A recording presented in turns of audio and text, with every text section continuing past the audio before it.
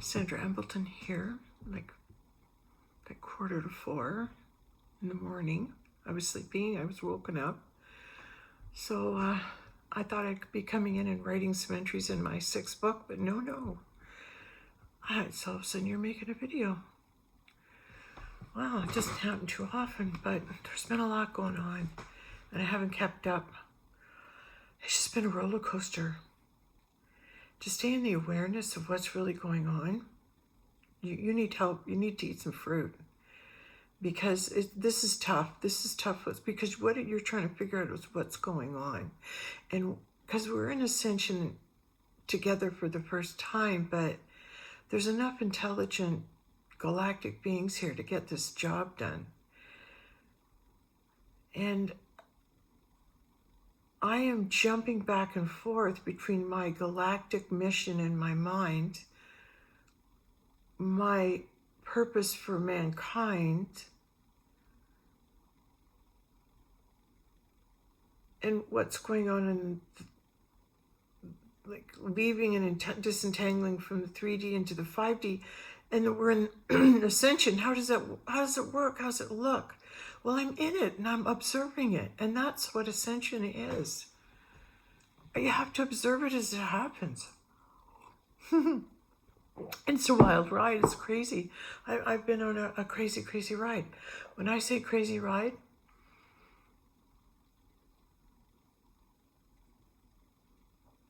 last year sometime, I had to go to the hospital, and I don't know what it was even for, a cough, a cold, or I don't know. And when I went in there, it was very weird because we entered in the middle of the night and it felt like everybody in the world had gone. The whole place was vacated. All the normal entranceway had been altered, and it was like, it looked like I walked into another world, a death camp. And when I went in there and they took my blood, of course they keep you waiting, and we almost left. So then, where are you going? Oh, well, we waited for 4 hours, we're leaving, They said, oh, we'll be there soon. Soon enough, in comes this doctor or some blood guy. Don't even know if he's a doctor. And he's got a Batman belt on. Right away I'm going, well, that's the signal for you're dead. Got it. Remember Matthew Perry sending that signal out? So I knew right away what was going on. And when they came to take my blood, they brought in this tray. It was not like a blood, thing anymore. No, it was a tray with one beaker on it. And the beaker looked like a lab beaker, like that with the round, how the lab beakers come up, right?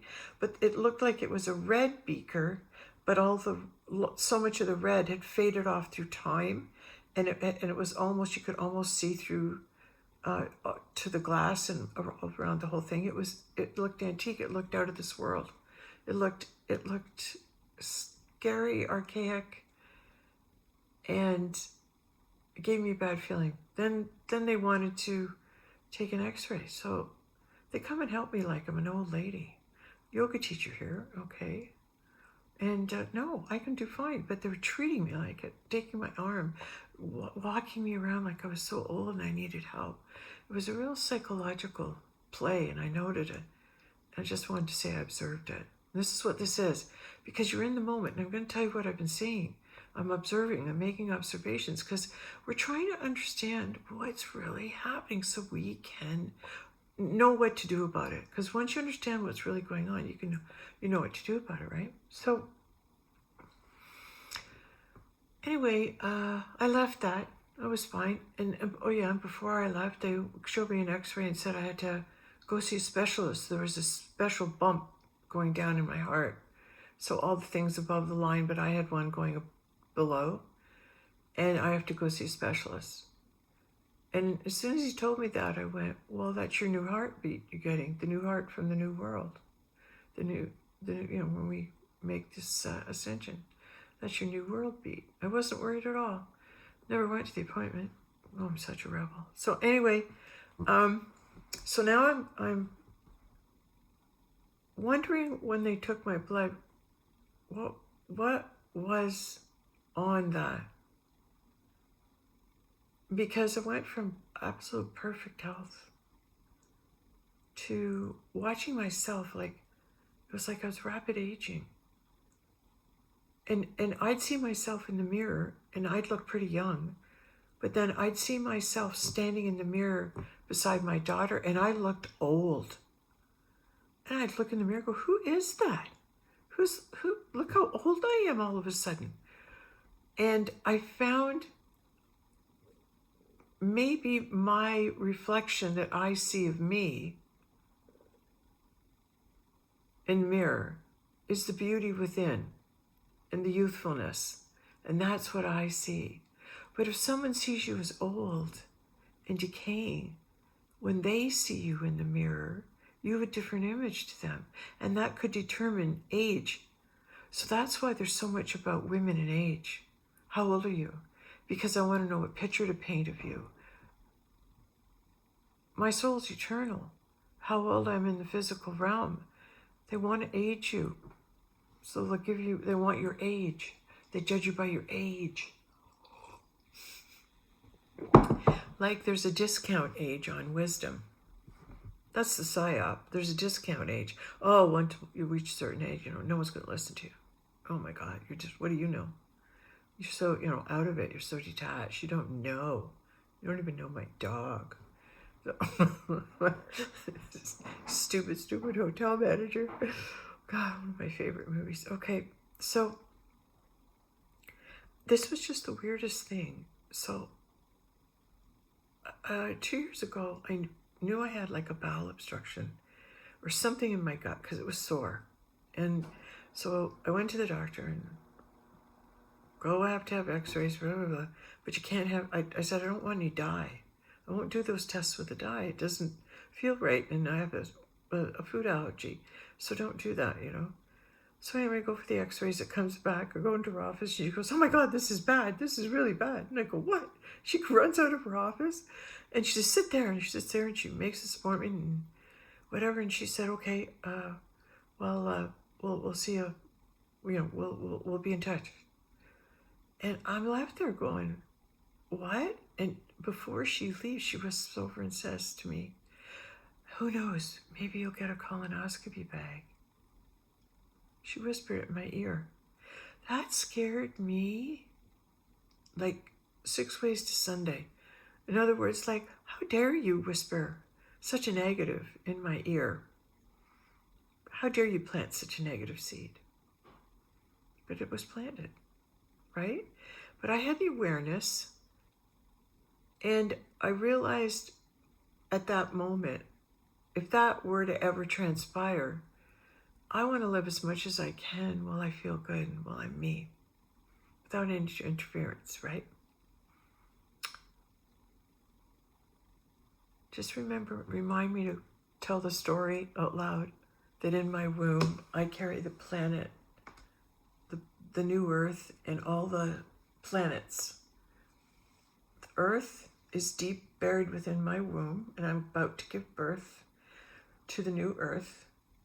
And I'm also in my tummy, why I went back to the hospital last week. I was standing here all of a sudden, my tummy just went poof. I don't know where. It was just like it was poof. And it was all swollen. So much so that I go, oh my God, and I'm for 2 or 3 days, I'm going here, what's going on with my tummy? I feel so pregnant. I had pregnant tummy. And I've had 3 kids, so I know what pregnant tummy feels like. And that it was instantly pregnant tummy. And I'm going, what's going on? So back I go to the hospital. And what was so strange about it is there's been some weird things going on from that stay I had at that cottage last year, if you follow my videos. And the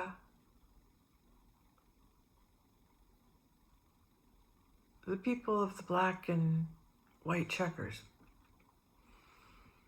we stayed at this cottage and it was all low vibrating, chanting. Things were weird coming out of the house. Scared me, so it terrified me to the degree that the terror that my little girl felt came out. The terror that she felt from what had happened to her as a child. The terror was so deep, and the terror came out, and I relived it. And what I realized when I was in the terror is how to get out of the terror. How can I ground myself and get out of the terror? And the only thing that could come to me is I had to do something. I had to perform an act that was just told to me, and I just accepted it. And it was the craziest thing, but it was a ship on the table, and I had to, with the British flag, and I had to take the ship and take it out of the house and bypass the cottage I was at. And for some reason, just doing that, it broke me out of the spell of terror. I don't know, it's to experience it. It's like when you're in that feeling of it, it's so frightening because you can't see a way out. You can't see a way out. Yeah. Yeah. That's a pretty good definition. Here I'm off on a side note when I have such important things to tell you. But I'm not going to judge. I'm going to let it flow because this has got to come out. I'm giving birth right now. I received, that hospital, the whole state, going in and being in the white and everything. Yeah, okay, so I go to the hospital and I'm instructed, my inner, wear white, wear all white, wear your white linens. Wear all of your white linens and then your amber malahide. And all white, and go to the hospital to find out what's wrong. So I did. The moment I got there, someone was right there and put me in a wheelchair and rolled me up. Like I got the royal treatment, like, here's the queen. Here's the queen. She's in the hive. And what's wrong? Well, my tummy just popped out, blah, blah, blah. I'm not sure what's going on. So go through the whole thing. They take my blood. I don't know if I want to name names anywhere, but yeah, I remember the names of pretty much everybody that I met that night. And there's something holy about that. Because as people presented themselves to me, the first thing I said to them was, what's your name? Because I want to remember you, and I want to state your name, so that when I create my kingdom, you can be there. Because I'm giving birth to the new kingdom, you see. Now, we want to look at this at so many different levels, but I started to realize that what went on that day when I went to that hospital could be completely interpreted as dark and satanic, or turn around and be heavenly or light, depending on me and how I was being there. And in that dark belly of the beast that I walked into willingly, I was a willing sacrifice. I willingly gave myself up. Because on the inner, I knew it was time to ascend. But I'm just figuring out that now. Its ascension is upon us. And so, really, when you're ready to ascend, it's like you got to lose your vessel. So why don't you go there and they'll poison it for you, and then you'll go. That's on the dark side. But everybody I met was an angel. Every person I saw come to me, I saw them, and how are you? What's your name? And whatever. Anyway, it's funny because the first doctor who looked at me, an East Indian gentleman, and when I stood there waiting to talk to someone, he happened to be there in front of his computer and looked up, and I said, hi. And I knew I kind of shocked him for a moment, or at least he looked at me, wondering who I was because they're standing there all white. So when he walked in and saw it was me that he was examining, he left the room immediately and wouldn't see me unless I had a gown on. Oh, hospital procedure. Something in me just said, No, he knows who I am. They all know who I am, and they all know why I'm here.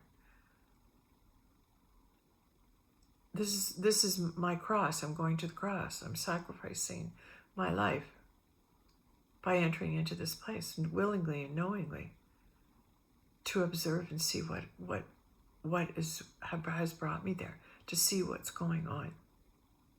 So I went into the belly of beast. This is what's going on, and he looked at me. He thought, got the machine and everything, and then we'll have to do tests. So then, we have to do this. We have to do an ultrasound. You have to go down here. We're going to do this. Meanwhile, you're like waiting in the emergency lineup and everything. Like, it's so funny. So it's going to take a long if I keep going on here. I don't know if I give you every detail. Okay, so anyway, we go through the waiting and entertaining ourselves and making people laugh. All these people are sick and dying there, and we're laughing. It's so funny because all the guys coming out with broken limbs were going, tell us it was a sports injury, and they go, soccer. We're going, yeah. Okay, they look at us, we go, sports injury, and they go, rugby. We go, good man. Men and their war heroes, yeah, I broke a bone, yeah. Took one for the team. It was so much fun playing up to the male ego, doing that. It's just adorable. It's great. So anyway, so the doctor, they do some tests. The doctor comes and calls us and says to us, come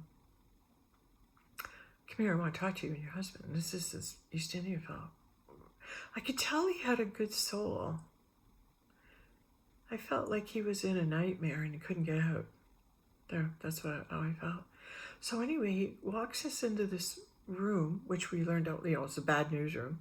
Walks us into the bad news room. He just said, just a heads up. We were thinking, that you've got the C word.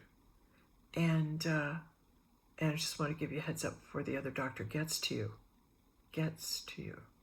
We said, oh. So we both kind of went into shock and went and sat down and, talking, blah, blah, blah. A little while later, this other doctor calls us in the bad news room. Tells me that I have TC and I have 6 to 12 months to live. 6. 12 is 6, 6. 6, 6, 6. They pronounce it over you. I had it pronounced over me by him. I had it pronounced over me by the next doctor that came in and saw us at night. And then before I left the hospital, I had the last doctor declare it over me. You have between 6 and 12 months to live. Thinking they have the power over the eternal daughter of God to tell me when I can come and go. The audacity. But there's my husband, and he's just taking it in the 3D realm like you would. And we're sitting there crying, blah, blah, blah, blah. And then I said, I'm not gonna, said to one doctor, I was really strong. I didn't fall apart. I went, so let's be adults here. You're telling me I'm fucked, okay? This is it. And it was such a blow to the head because I was so healthy. I felt so healthy otherwise. And just feeling great. But I have been noticing being tired. So I'm thinking, just thoughts. We're going to do a flip in a moment, and everything I'm telling you that I think is negative, and we're going to turn it over. Okay, but all right, so now there's something about this doctor's energy when he called us in and told me that. And he has arms crossed to protect his heart from either my light or showing me he didn't have any. And looking at me, and it was almost, I felt like he got off on it. Yeah, there was a feeling of that there. So I just wanted to be aware of that. And I was, but I didn't see it till later. So it's often when something's happening in the now around you, you're in it and you're observing it, but you're you're maybe not reacting to it because you got to walk away from it and sit and then integrate what happened, and then you get puzzle pieces. I really hope I explained that procedure, that follow that equation. All right, you're in the moment, you're observing. Okay, and afterwards, when you sit back, when you reflect upon what you observed, you'll begin to integrate the signs and signals and the hidden meanings, and what's really being told to you in the spiritual realm, because it's learning what it means in the spiritual realm. You know, like, so there's clues. So remember, I told you, did I tell you I found that big moth, Sericola moth, when I was up at the cottage, and I told you, like, that's a big moth, like in real life, like it was like big and it was orange, and I'm phobia of moths, but there it was lying in the road, and we got help for it, and we moved it over so it was safe. But there was a big message about royalty and moths can mean death. So I think I've been getting messages, and then I didn't even tell you I saw my first alien. It's going to be a good video. I'm digressing. There's so many stories. Should I make 2 stories?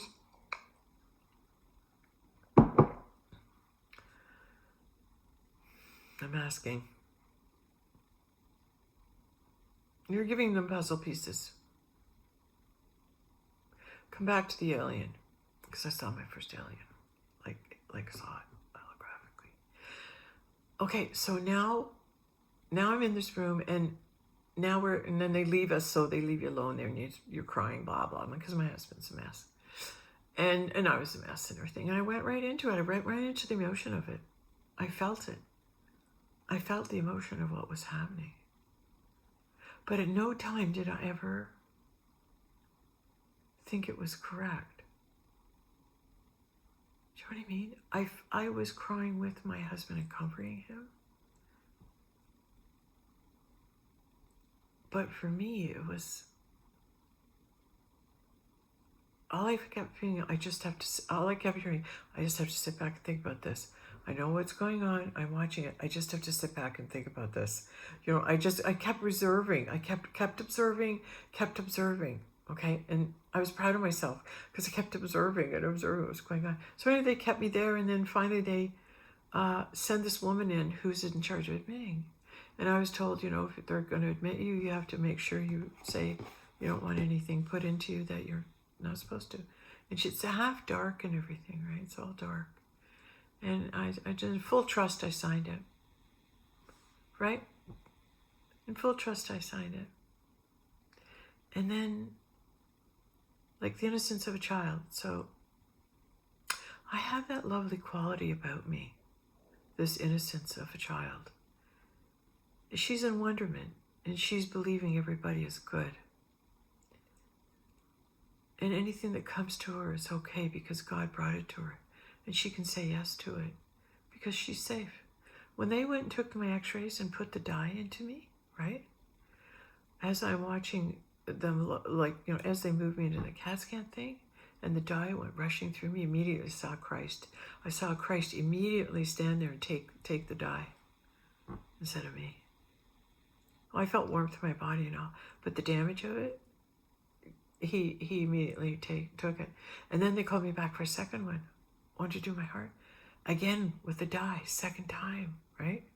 And the second time, Great Golden Eagle, my spirit guide, he took the dye for me.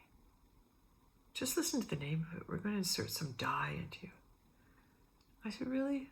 You have to use that name because it's probably true. So, regardless, I got there and they finally got me a room the next day, and they put me in a kitchen in the 6th floor, 400 pod. It's called a pod. They didn't have a room or anything. They just put me in a pod outside the nurse's station.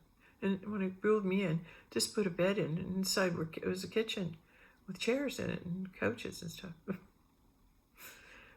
Oh, isn't this a beautiful view? I was like, okay, I went into shock. I went into shock, and I allowed myself to be in it. I allowed myself to be into the shock of what I was being told was going to happen to me. And I just had a death sentence pronounced over me. They sentenced me to death. Gave me 6 months or a year, depending. But that's what it is. And then they seal it with their 666 seal. So the weirdest part was when I came in and they hook you up and they put the thing in your arm, and then they're running saline through you. And they said they're giving me steroids to bring my tummy down. Because my tummy, remember at this time, my tummy was bloated right up. And that's why I was there, wondering what's going on. And for those of you who are getting, I think she's pregnant. I think you're right. In spiritual realm. I think the spiritual realm superimposed itself on the negative, and the light and the dark were at play at the same time.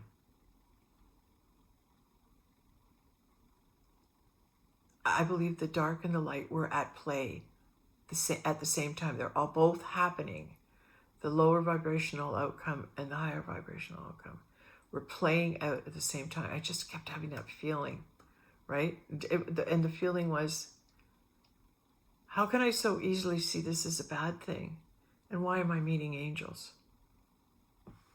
Yeah, that was the thing I'm trying to figure out. But anyway, when they did the next day, no, it was that I was admitted and I got that in the afternoon. But at night they said they were coming back and they're going to give me something and I think it was antibiotics, but there was something else. And so they came back at 12. Was it 12? No, it was at the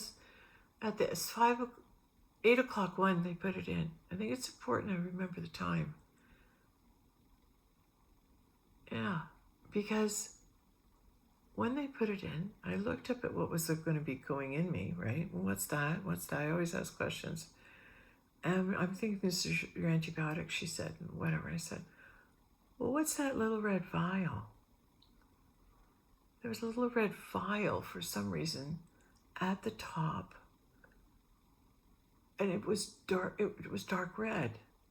It was a vial of blood. And I saw it above where the saline and the other came up. And I'm going, just all of a sudden it was like, some people carry blood around in a vial on their neck. And I'm going, there's a vial of blood. What's it doing up there? I don't know. It was so weird. It just didn't feel right. But I kept feeling it was, am I being downloaded with lizard blood, Rothschild blood? Is this what they're putting into my veins, And then I even had crazy thoughts that said, well, if the dark and the light of God were to come together in one body, in one vessel, what would happen? That would be the solar flash, wouldn't it? Wouldn't that be the lift of consciousness we need? That the dark and the light meet together in one vessel?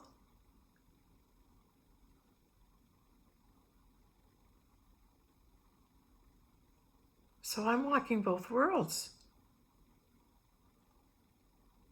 Didn't sleep. Couldn't sleep all night. And then they came in and put something else in me. Don't know what it was, and left.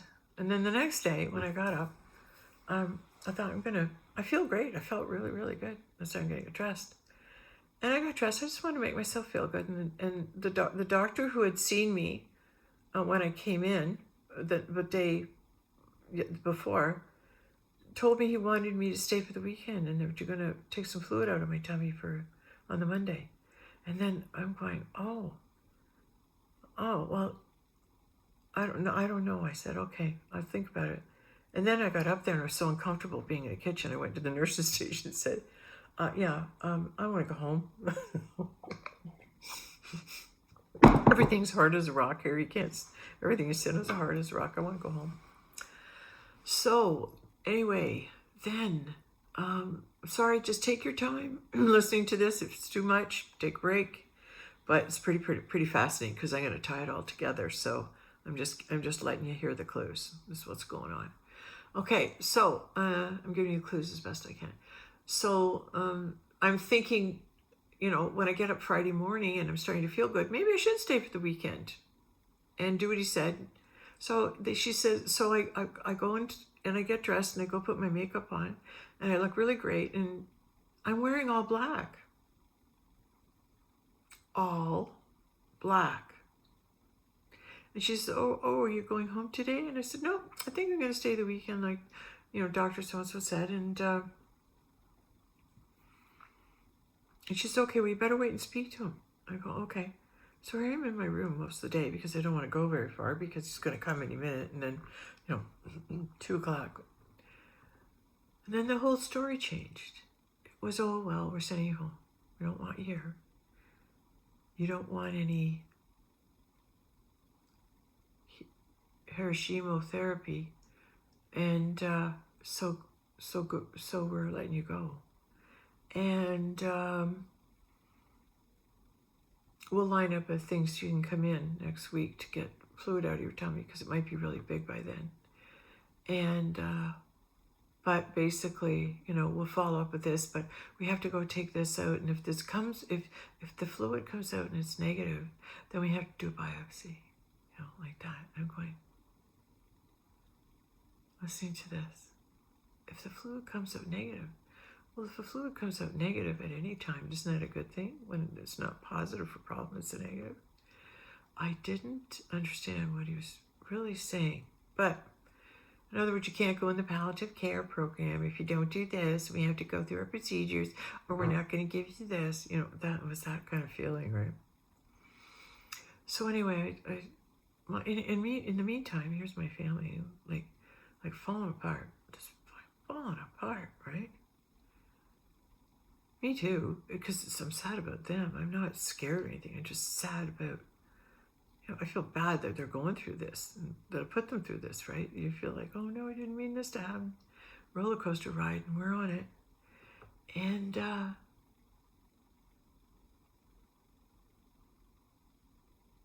of course, there's so much emotion. You're in a shock. You go in a fugue state of shock.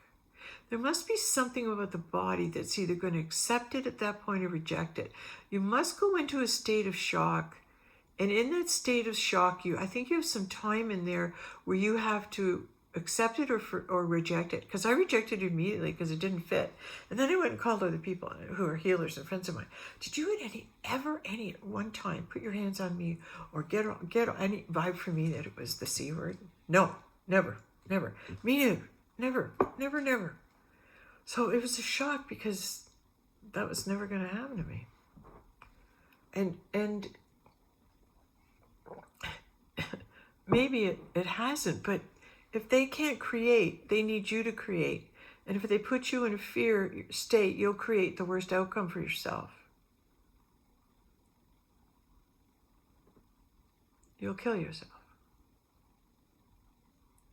You'll create and be in so much fear, you'll kill yourself. Brilliant. They just need you to create it because they on their own can't create it. They just have to be in a state of fear. Because recognized authority figures, doctors who are the judges, they are the judges of life and death. If you go in the medical buildings, they'll pronounce sentence. They'll diagnose, that's their job. So it's the sentence that they pass down, your sentence. You're eternal. It's laughable. You think you have that power over me? That's laughable. God and I will determine my coming and going, if at all. I am in the eternal realm. I'm here to help mankind. Have I done enough? Am I going home? Am I going to ascend? Yeah. This is what it looks like. I had to go through this. There was something about me facing my greatest fear. And my little girl's fear, her greatest fear is something's wrong with me, I'm going to die. And because my abuse took place at my doctor's office. So you don't want to go to the doctor's office because if something's wrong with you, you immediately go, oh no, don't take me to the doctor, because every time you do, I'm always in fear of my life. And my little girl was correct. That's where she was abused. So the medical system took advantage of young children and everyone else. Because my abuser was a doctor, and he went on to work helping children in addiction. Can you imagine? Oh, can you imagine that? So that's what made me call and report him when I found that out. But anyway, I'm mixing stories here. So they wanted me gone, and I left. And now I'm home. And I've got everybody saying, we're going to help you, Mom. We want to do this. We're going to do that. No sugar. I'm all over it. You know, we're going to take you to the best place in the world. Because everyone feels helpless. Everyone goes into a state of helplessness. Vulnerability. Not clear thinking. I got to fix this. Mom, whatever I can do for you. Oh, I love you. Thought I had way more time. And I've just been put into a shocking situation. So now you've got everyone in a state of shock. And now what are we going to create? We're going to create the spread of the C word, the spread of it.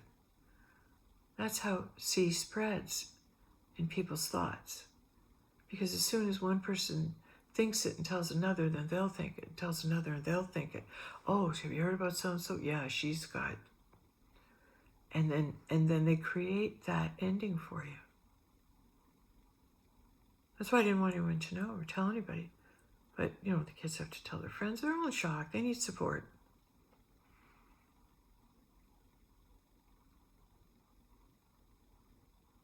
And I needed time to hear what was going on.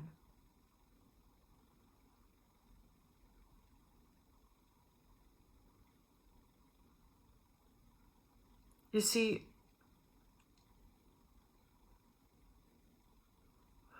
I was told the Holy Grail, the Grand Master is in charge of the Holy Grail.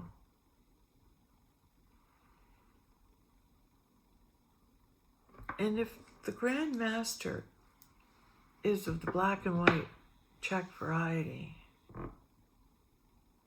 who seeks to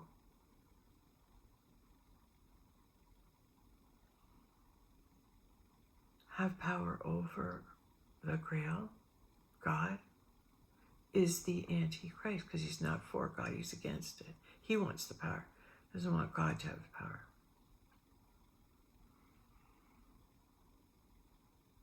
So how can we take what is presenting as dark and flip it to the light? How can we flip it to the light? If God's daughter is carrying the light and the Grand Master is carrying the lower frequencies, it's all about trying to get the power of the Christ. And the power of the Christ is in the divine feminine.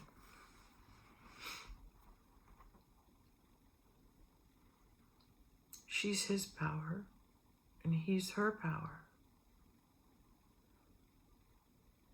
I mean, we both have our own power, but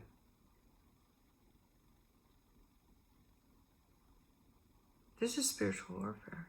Now I'm going to tell you something else. I'm going to go off this story. I'll come back. I was going to call up Sean Jason. He's a friend of mine. He's been here for dinner.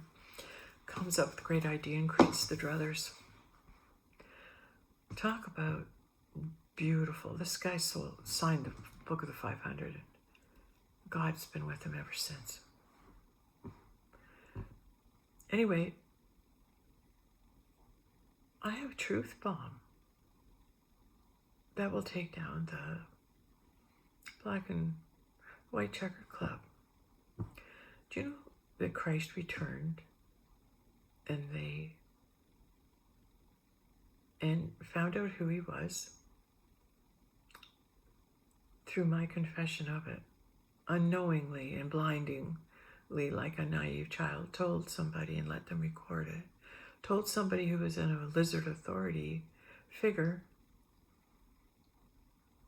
and I did not know that he was a lizard authority figure, and gave testimony that Dave was Jesus Christ, and they recorded it, and he was killed on March the 3rd, 2015.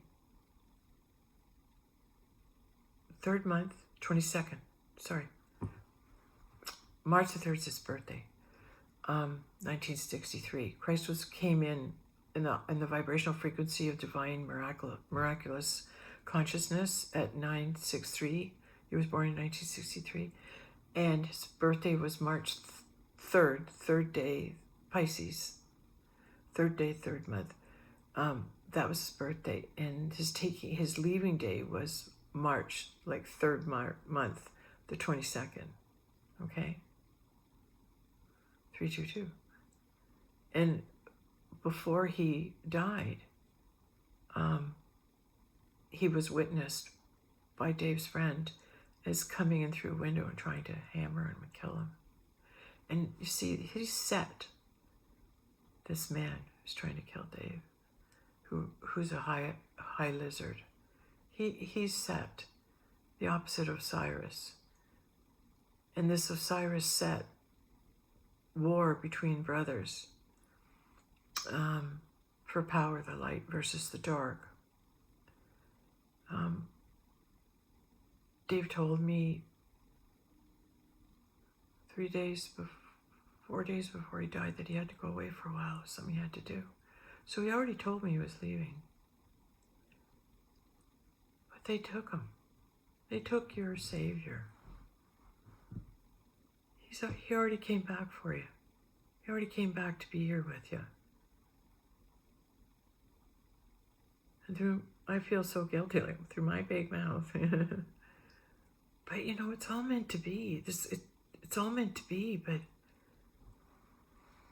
yeah, so here's the Mary Magdalene going into the hospital here in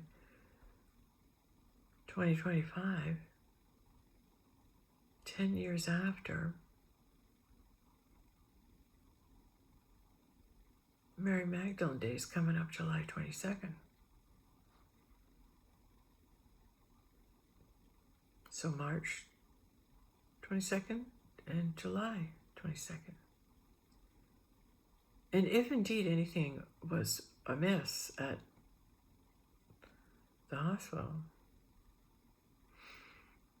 have they taken your mother goddess, your mother? Have they taken your mother too? We'll find out.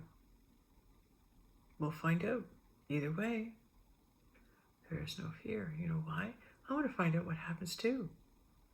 I want to find out what happens. Because I'm believing now I'm in Ascension. I was shown tonight too, like I just told you, about my tummy. It's like popped out. It's almost like I was ready to give birth at the time of Ascension. And we're in the time of Ascension, and all of a sudden, pop, my tummy popped out because it's time to give birth. It's time to give birth to the new dimension. All that plasma circulating up over the earth right now, building. When I go, I will be reunited with Christ, Osiris Ra. I am Isis. I will be united with him in our light bodies. And when we come together, just like we did in my book, Mr. and Mrs. Jesus, on the sun and the moon day, right? March 28th, 2014. That's the sun and the moon day. And I was given this gift by a friend. So is Mary Magdalene, the sun and the moon day, on the 22nd.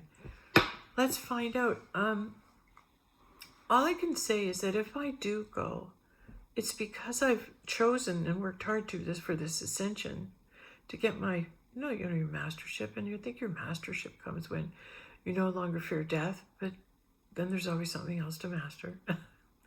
Thank God. I want to keep learning always. Yeah. I dropped that train of thought there. Oh, something flew there. So, how could it be that when it's time to ascend, because I thought, oh, you take this body with you. That's what we're being told, and I felt that too. But I don't know what's going to happen. I don't know if I do go out of body, if I do ascension, and it means if there's something wrong with the body, do you leave the body and go on to your light body? Or do you just get your new light body right where you are? Because heaven isn't anywhere but here. Heaven isn't anywhere but right here. So you die and you're back and you're still right here. It's the vibrational frequency you live here at. The higher you go, people can't even hear you talking right now. You can't even hear people talking right now at me. It's funny, I just think this division, this separation, but there's a birth. I'm involved in a birth. And if I were to birth, see, what I'm wanting to birth is the presence of Jesus Christ and William Donahue and his work. I want people to know that I know that that was Christ, and I thought was dead, and now we're finding out he's 91. He still lives. You want to visit Jesus Christ in William Donahue. That's who Jesus is. He is holding that Jesus. He is holding that vibration and consciousness, and he knows he's the Christ. He just couldn't say it out loud. He had to wait for somebody to see, who could vibrate high enough to identify it in him. That's me. So what about the return of my twin flame? The return of Osiris Ra? Boy, there's lots of signs. He's here. He tells me he's here, waiting for me. So, waiting for me to ascend. What if Ascension Day is that day? What if it's not just me that ascends, but we all ascend? What if we all ascend that day in consciousness together? But you won't ascend if you're in a state of fear. So I removed the fear, and now we can all ascend. I'm going to be okay. There's nothing to fear. Your mom's going nowhere. She's always there to love you and watch over you.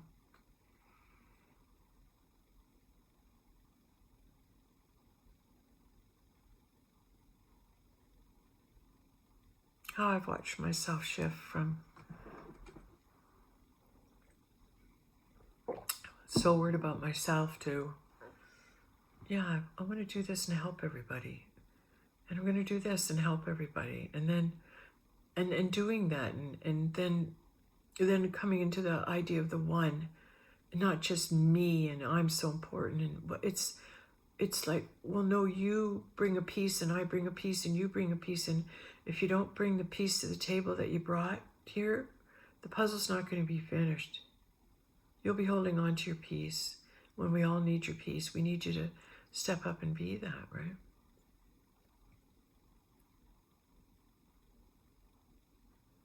There must be something holy and sacred about me getting up right now and doing this in the dead of night there.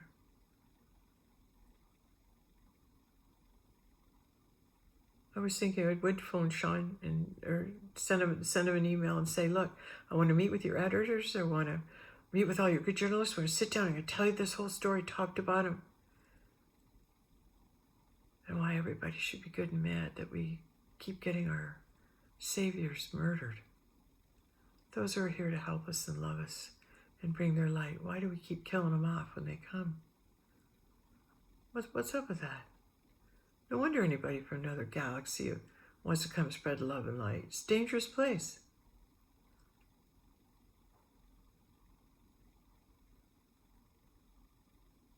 maybe we can change that. I remember, I'm hearing this come up. Dave told me a story when he was studying on the farm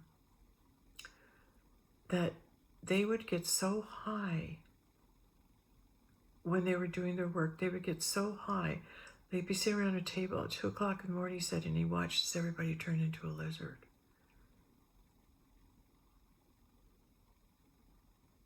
He told me that.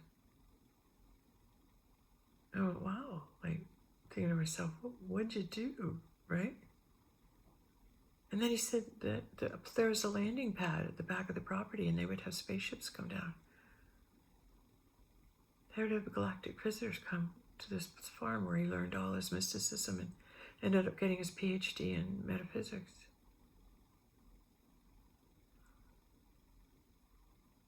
And then one of the last things he said, one of our conversations, he mentioned, yeah, did you ever hear this David Icke guy? Did you ever believe any of this stuff he says? I said, I don't know too much about it. He said, well, I'm going to start looking into it. And at the time, too, I wanted to start studying UFOs, too. So we were both interested. We would have gone down that path for sure. Yeah, had he not been taken from us. But he's always here in another body, in another spirit, another way. So for me, the return of the Christ is the return of my twin flame partner, who I know in my kingdom is the Christ. And I'm hoping he's the universal one, only because my 6th book, he starts signing off as I am Ra. And I remember now when I first met him, God came to me and said, he is handsome, he's a man. A man. Amen Ra. He is a man. Amen Ra. God told me. Amazing, eh? So, what was really kind of cool is that after I was told I was gonna, after they gave me their 666 stamp, and I go into the, like really, I hope people go back and start laughing at them. They think they're all so smart and clever, playing all these little tricks till people wake up. Okay, I went off there. When I was first told, hey, you better be careful, this next doctor's going to hit you with a 2x4, and I went in a room to wait to see the other doctor. I met a few really nice people in the waiting room at that hospital. And everyone had a sore tummy. Every single one of us had a sore tummy. I thought that was very strange. And there's something important I was going to say. Yeah, so then I went to the washroom. So as soon as I come out of the washroom, there's this lady sitting there. And her tummy's big too. She's a young woman. And I said, I was just sitting with all these people that got a sore tummy. Your tummy sore too? Because mine is. And then she said, yeah, I just had a cesarean section, and but she was having some issues. So back she came. And she's sitting there, and all of a sudden it was just like I walked up to her and she goes, are you spiritual? Am I spiritual? You're talking to the girl who wrote the book on spirituality, okay? Okay? Yeah, I'm spiritual. And she says to me, your mom and dad are here. And you are so loved. You are so loved. You are so loved. And not to be afraid going through this transition. She said, I'm not trying to scare you or anything. So no, tell me what you want to say. Because who knows what kind of a transition I'm going to end up going through. Right? But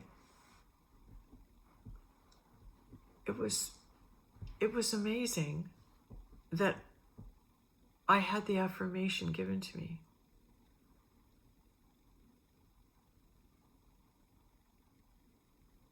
And then the guy told us for sure. But it's not for sure. That doesn't mean anything. That's all an illusion. It's all an illusion. There's no power there. You can decide what you're here to do. So now, making me think I'm dreading my tummy getting big and I'm dreading, oh no, I'm going to die, my little girl. How can we heal all the little children in us, all my little children? How do we come out of the fear that you're afraid you're going to die? How do we let go of that fear of I'm afraid I'm going to die? You can't die. You're eternal. This is a game. This is an exercise. This is a learning expedition. And when you awaken and you realize what you've created to help yourself wake up, you wake yourself up. Just accepting what you're hearing and then sitting back and looking at the pieces that come to you. You're given the knowing of it. You're given the realization of it. I'm just starting to get more and more realization about everything that's happened. And this going in the white and the willing sacrifice and coming out in the black, to me, that's pretty significant. That's the yin and the yang. That's the balance. That's the one to both ends of the spectrum. But the black represents going into the cave of creation. The black, when you come out of that death trap, I'm emerging as creation because I've just let go of all my fear of dying. I'm not afraid of death. I walked out of that place and now I'm in black because now I can create my future. I'm in the cave. Now let's create every day a wonderful day. Let's create every day a happy day. Let's create every day what we want to see in that day. And then, oh yeah, there was a time jump. There was a time jump. I know this is going to take longer to upload, but I'm just going to keep going. There is a time jump. So I come home from the hospital, and then I go to bed, and that first night I wake up at 1:44. Then I go back to sleep, and then I wake up at 5:17. And I look at the clock, 5:17, okay. And I just kind of roll over for a minute and go, oh, maybe I'll just get up and get a drink of water. And I roll out of bed and the clock says 6:47. Just like that. Time loop, time jump. Maybe I jumped timelines. And one of my dearest loving friends who happens to be dating my son told me that I just went through a time loop, time shift. You just shifted timeline, she said. You're in another dimension. In one dimension, yeah, you went to the hospital and you got bad news, you had cancer and died. In one dimension, that's what happened. But she said, you've switched timelines by coming out of the fear. By transcending your fear and lifting everyone's energy out of fear, now we're free to create a healthy future. I am healthy. It's all a game anyway. It doesn't mean anything. I never stopped being healthy. But when we're down here in this in the game that we're in, we've had our thoughts distorted and manipulated. They're not our own. So don't feel bad. We're going to receive our God thoughts. Our God thoughts never steer us wrong. It's always truth, truth, truth, truth, truth. The argument doesn't even show up. You don't even hear any. There's no doubt. There's no fear. You just hear God constant, nonstop. That's heaven. That's where we are headed. What's happening? What I'm hoping will bring to earth at this time is the solar flash, the reunion of Osiris and Isis and God. Israel, the full state of Israel will be born, and that is man and woman and God. That's that being the original God particle. When we come together, when our light bodies see each other once again, and I think it could be on the 22nd, when our light bodies, when we're in the same vibrational frequency light bodies, we're going to come together, and that's going to create soul flash. That's the God particle.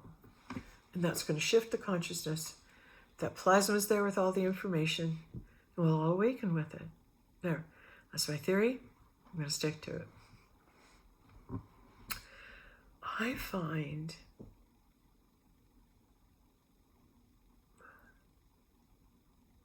I'm never bored. I'm always fascinated with what God's going to come up with next. And getting the awareness of what it means, because we speak in symbols and signs. When you get the correct awareness of what sign is meant for you, right? Like, I'll be honest with you, this morning, I got up, couldn't sleep, and I go outside and I sit down and I'm thinking about, I'd really like to get a puppy. Like strong, like I really would like. And this is one puppy I saw up north I love, and I thought, should I write a letter? Would they let me have their dog? But then she'd be so sad being here. She'd miss her master. So anyway, I thought, no, you have to get a puppy. So I want to get a puppy all day, all day, all day, all day. And then at 6 o'clock, I broke into tears. Like, I have to have a puppy. I was in tears. I have to have a puppy. Go online and puppies near me and find this one. And my son and I are there, and I was scrolling through, and I went, that's her right there. So I put a message in. But I believe that she's meant to come to us immediately, because we need her. We need her joy and her love and her kisses, and we need her right now. And it was so cool because her name is, can I say it? Luna. And my son's other dog was Sola. This new dog's name is Luna, and my son's other dog's name was Sola. They're coming together with the sun and the moon. See, you look for little synchronicities like that, and you know everything's going to be okay, right? Everything's going to work out okay. It's like, don't be afraid of Ascension, because I don't even know what it entails, but why? I know that when you're having a baby and you're giving birth, what happens before birth? Pain. You feel pain before birth. See, I think I'm receiving my 3D light body. I think my whole body popped up because I met that alien, and because Dave told me he's done surgery. Okay, quick on the alien story. We're over 1 minute now, whatever. Quick on the alien story, okay? So I'm up north. I was telling you that, and I met this guy, and I was on the road. We was talking. He was doing yoga. This is the day before I was to come home. We had a conversation for like 3 hours. Just hit it off. Guy's spiritual. I said, I got to go eat. He says, come back. We'll keep talking. I said, okay. So I go back. We're, having some fruit on the porch and talking and laughing and just going really head at it about spirituality. Like, he was pretty smart, and I really had a really good conversation with him because he could take it.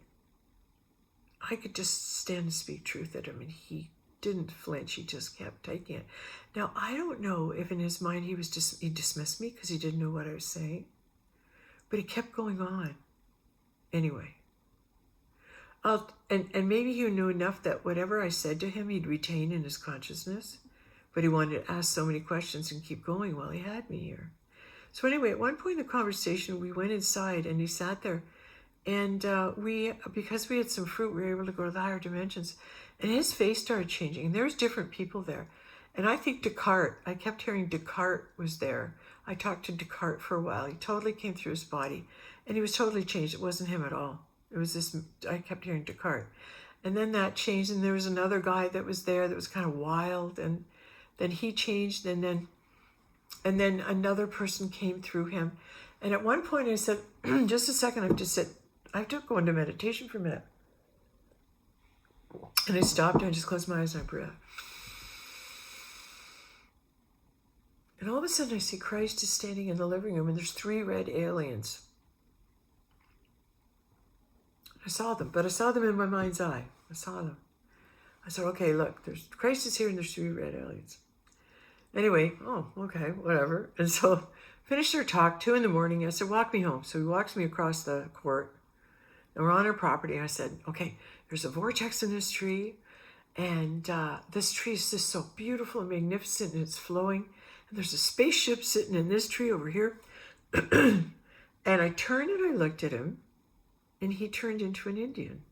He turned into a most beautiful Indian that I'd ever seen. It was a native Indian, and he had black hair, and it was braided, and it was over the side. But my friend completely disappeared, and this Indian was standing there in his stead. And I won't forget the peacefulness and the joy and the oneness with nature in himself. He exuded oneness with the beauty of nature, and he embodied and embellished and brought forth that beauty of being one with nature. That's a beautiful energy. I'll never forget it. I just stood there in awe of it. I stood and looked at his beauty and the energy that he brought. And I felt he could have been a young tribal warrior, perhaps, when I was in my lifetime there. Maybe he was my husband. I don't know. But it was just beautiful to see. And then he was gone. And then I kind of was seeing half of my friend's face now in front of me. But on the other half, I saw this eye start coming out of the side of his face. And I'm looking at like the way I wanted to. And it's like, what? Like, I'm like, what? Looking at him like that, my eyes wide open. And here's, yes, by the way, I have all the markers. I've got the green, blue eyes. I was born cross-eyed, which means I have astigmatism, A negative blood type, redhead. It's all there. German royalty. Yeah. Throwing that in for that really cute little girl who's just, she's not little, she's 50. She's adorable. Okay, yeah, I was watching her stuff too. She's got good stuff. I learned some stuff about myself from her. Yeah, she's really good. I'm sorry, I can't remember your name. I'll write it on the thing when I remember. Where was I now?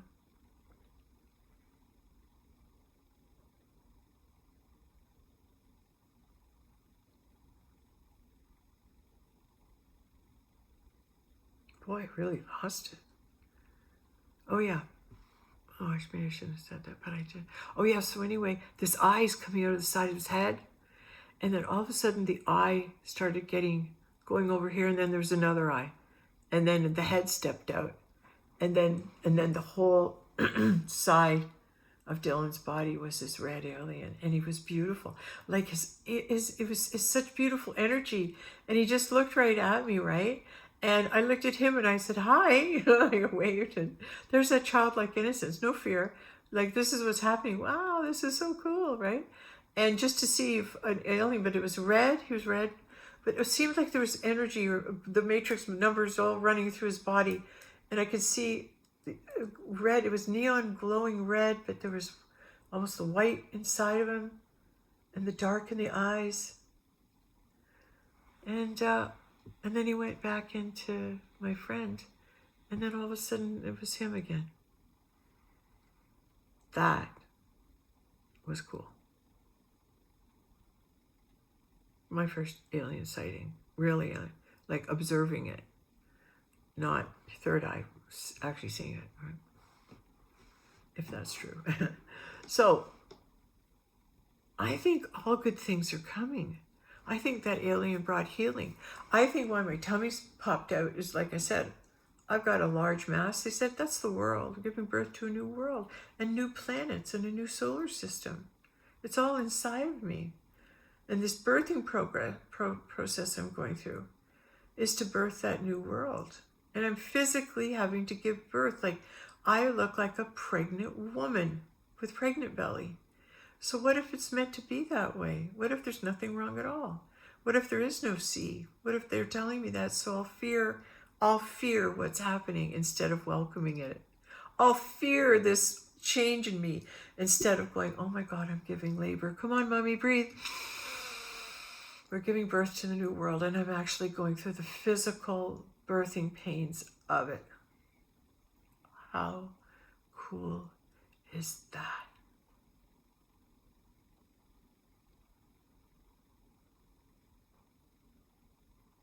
I'm the goddess. I'm the mother goddess. Oh yeah, and all my family are seeing turtles. Oh, I saw a turtle. I have a pashmina blanket, so it's a turtle. So turtle, Mother Earth, Hawaii, Mother Earth turtles are coming up. Yeah, because because I was a goddess of Hawaii before the States had it. Okay, I think I'll be returning to Hawaii. That's where I'll be. Just got a heads up on that. Oh yeah, and when I'm in the hospital, you know who's sitting there is Yogananda and Lahari Mahasaya. Buddies of mine now. Like, they're right there with me the whole time. And when I see them, the other Ascended Master sitting beside me where I am, I'm realizing, just watch. Nothing can hurt you. Just watch, but go through it. There's something about having to go through it in the physical. And walk into the belly of the beast and face your first fear and come out the other side. Don't be afraid of death. I took those shots for my kids. Because if I am ascending, they need that time to be able to process that ascension and that loss of presence that used to be there, right? But it's never gone. I can bring my presence in and out of the room anytime. I can, as soon as they call me, I can be there to listen and maybe knock something over, or wind blows the drapes, or a bird shows up, or something. That's how you can communicate between worlds. But I have a funny feeling that I'm going there to open those gates, those pearly gates, get that solar flash going, and as soon as that happens, other people are going to ascend like crazy. Boop, boop, boop, boop, and we'll all be there together. Yeah, I just think I'm going ahead of time to open the gates. So, shout outs to Pars Kute and Judith Kusel and Paul White Golden Eagle. Love those guys. Boy, they're really doing it, eh? That Paul White Gold Eagle, you want to watch somebody? He's pretty cool. He's got it. And William Donahue. You want to learn what the Bible really is, start watching his. It'll educate us all. It should be mandatory teaching from now on in every church. And be taught and talked about by those who can understand it and share it. Yeah. So, like I said, there's a lot been going on.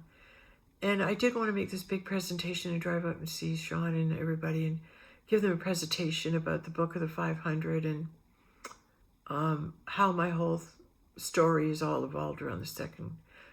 Well, it was the first coming of Christ when I met him in 2014. I heard about it in 2013. I met him in 2014. And then he left in 2015. So he's going to return for the bride. I entered the hospital as the bride.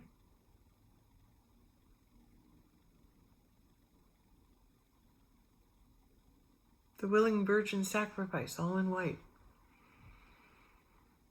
Volunteering to go through, come out the other side. And maybe that's because God does that. Maybe that's just a whole analogy of how we're going to go into this crappy, awful, what's happening. But we're going to come out the other side. Don't bring fear with you, and don't bring resistance.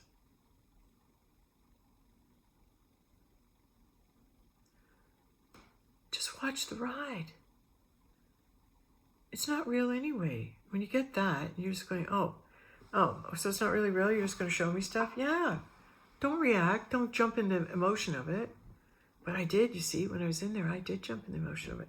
But it wasn't until I got out of there that I could sit back and get detached from the emotion of it and make a proper critical analysis of what actually transgressed, what actually transpired during that. Because there's such a high level of God, of holiness.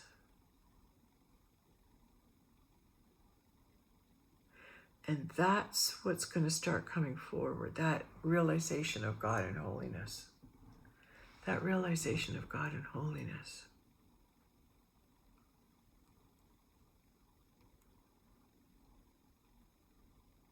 And, you know, I kept getting I'm a child of God, led right to the altar. The willing sacrifice. Willing to go right to the altar for God. Trusting that whatever happens, I know God's got me. And always at the last minute, just like Abraham's hand was stayed.